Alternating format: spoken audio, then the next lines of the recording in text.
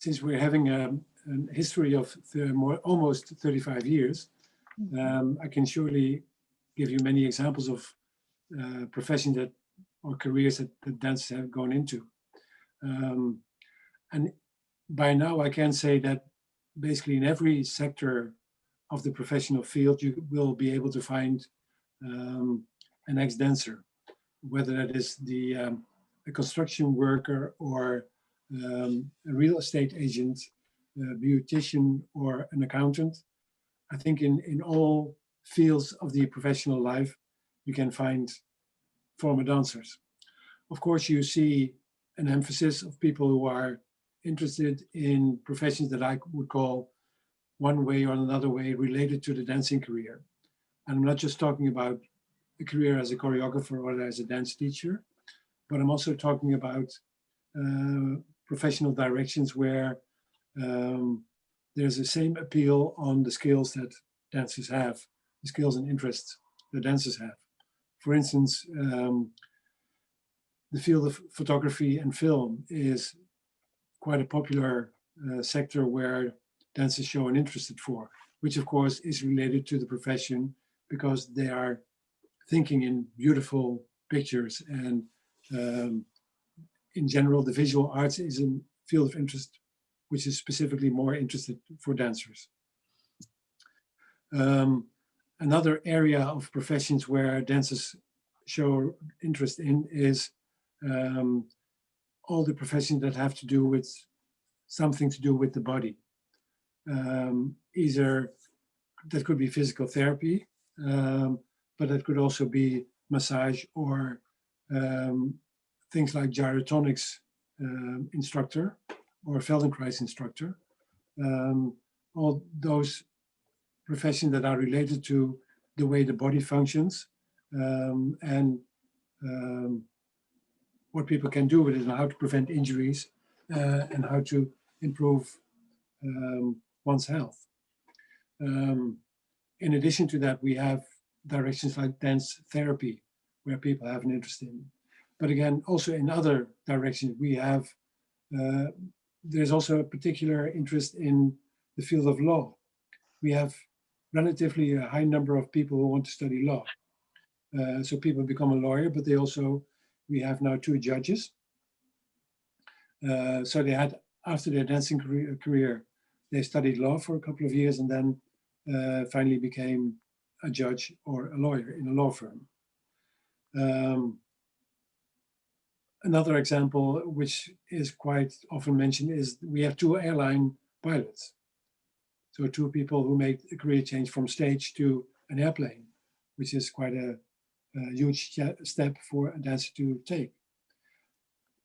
It doesn't necessarily mean, by the way, that when you have been dancing, you always have to choose for a high profession, so to speak. Like I said, we find ex-dancers in all professional fields that we can imagine. You name it, and I think I can give you an example of a dancer working in a certain field.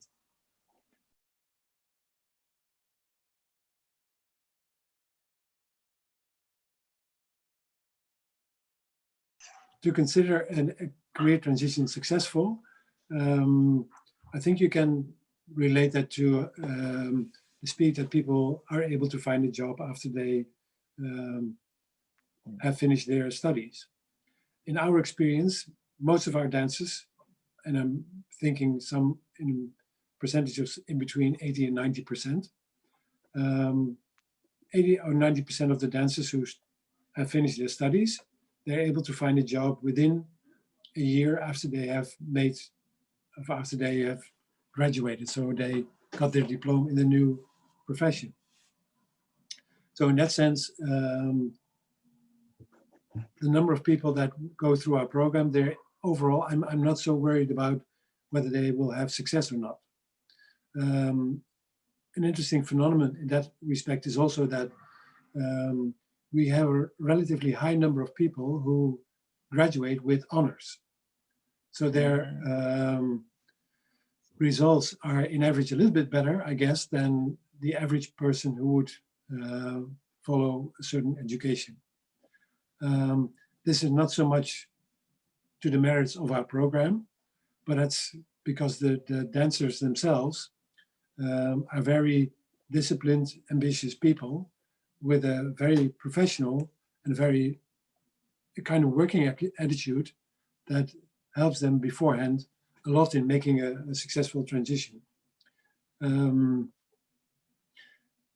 I've heard quite a number of dancers complain while they were studying that the other students, or they would consider the other students, much more lazy than they are themselves.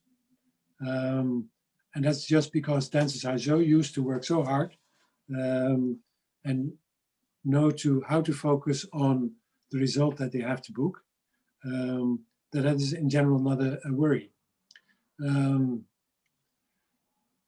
Even after when people do a kind of a schooling in a certain direction and they end up in a different direction, you still may consider them successful. You have to understand that a dancing career starts in average about the age of 8, 9, perhaps even earlier. And then from that moment on, a dancer's life is most of the time focused for 98% on their dancing.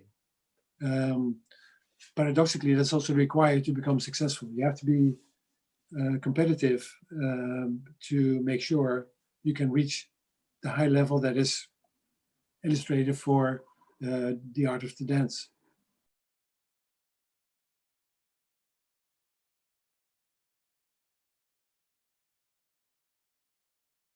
It's a very good question.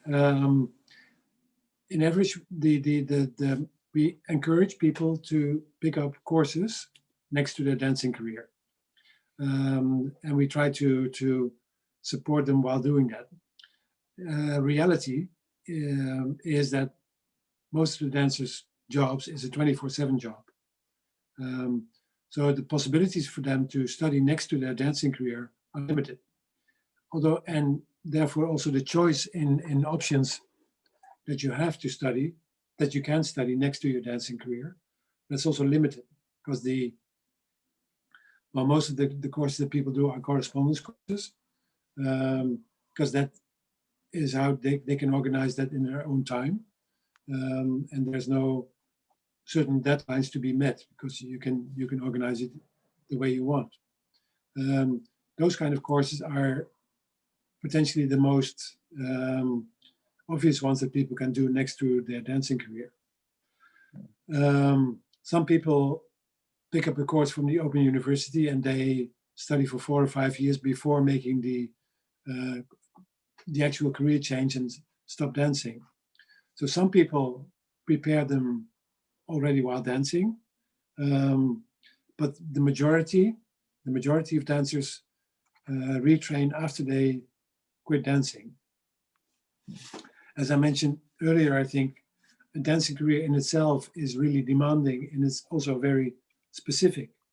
You have to have certain skills to be able to dance on a very high level, but those skills are not necessarily helpful after a dancing career. We notice that it is a kind of unavoidable for dancers to do some sort of training, to do some sort of education, some sort of schooling in order to be able to pursue a career in a different direction. Without training, it's hard to find a job. So therefore, most of the dancers do that after the dancing career. And then they go into a whole widespread variety of types of education.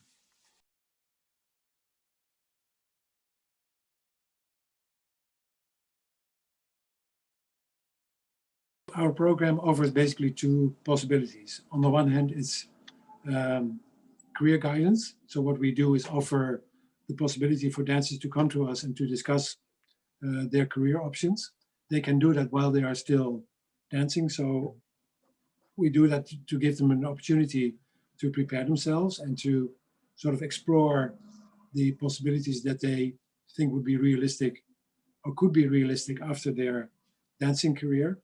And we also look into the whole decision-taking process.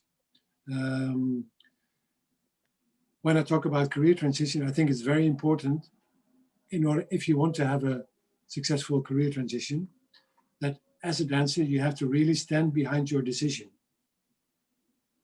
And what I mean is that you have to be convinced that you're taking the right step, and that you have accepted that a performing career may no longer be possible. Once you have accepted that, it's easier to make the transition and look into other options that you have.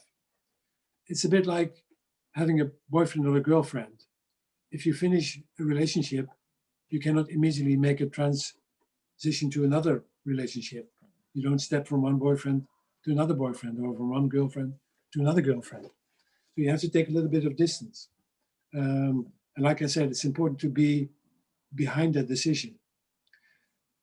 That's why it's often for those dancers who are stopping dances because of an injury, or because of the fact that they have no work any longer, or that they are no longer casted by their artistic director, that makes it for them a much more difficult process to go through if you're not really taking the decision yourself.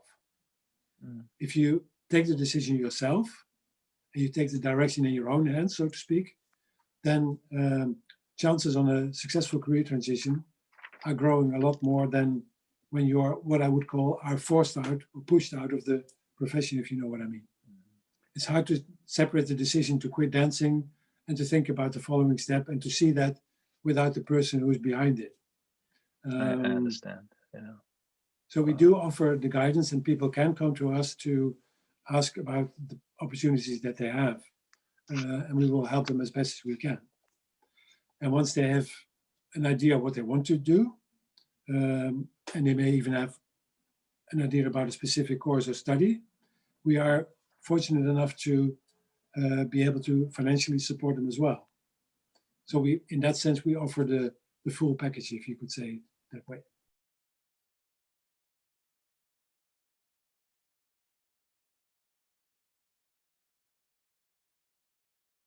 I don't want to go too much into detail, but what I think, what is incredibly important is to offer an independent and trustworthy shoulder for a dancer to lean on.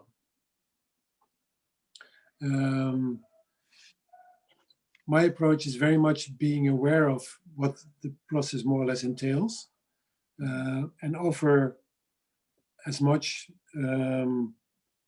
professional support as I can. What I mean is, you help dancers to face what they have to face, but at the same time, you offer them also a perspective. There's a future for each individual dancer, and it's, you can, if you put things in perspective, it's much better manageable than when you consider it just a big wall that you're facing and you have no idea how to climb over it.